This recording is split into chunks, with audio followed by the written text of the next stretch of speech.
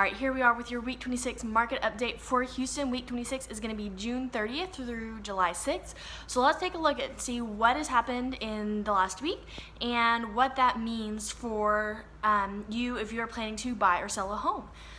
So new listings, there were 3,240 new listings, which is actually down just a little bit, 3.3% from the same week in 2019. So 3.3% down just a little bit from the year before, but you never want to look at one number by itself. So let's look at another number that goes with that. There were 3,240 new listings, but there were 3,374 closings. So that means that about 150 more homes were closed on than were put on the market. So if you're considering selling a home, this is an important thing for you because it means that you may be able to be a little more competitive and maybe put in a multiple offer situation, and that's good for a seller. For the seller, that means you may be able to bump that price up just a little bit higher because there aren't quite as many homes on the market as there were before. Now, that's also important for buyers. For buyers, what that means is you may be looking at a home that seller has overpriced their home. That seller is just reaching too far and too high to try and take advantage of the situation that's going on. So what that means for you is you want to make sure that you're working with a realtor who can pull up the comps for the area.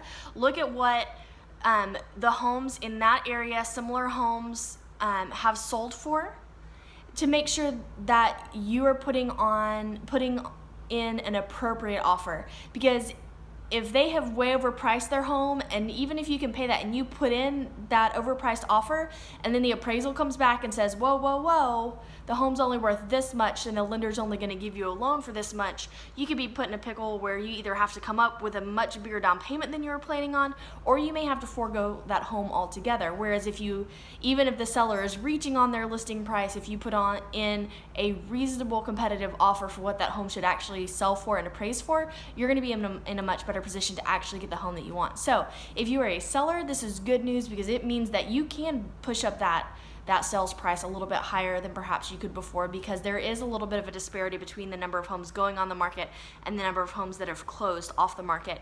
But if you're a buyer, you really need to make sure that you are working with a realtor who can help you put in a realistic offer that will be a realistic appraisal to help you successfully purchase the house that you're looking at. So those are good things. And then another thing to know, whether you're a buyer or a seller, is that showings were up 17% over the same week last year.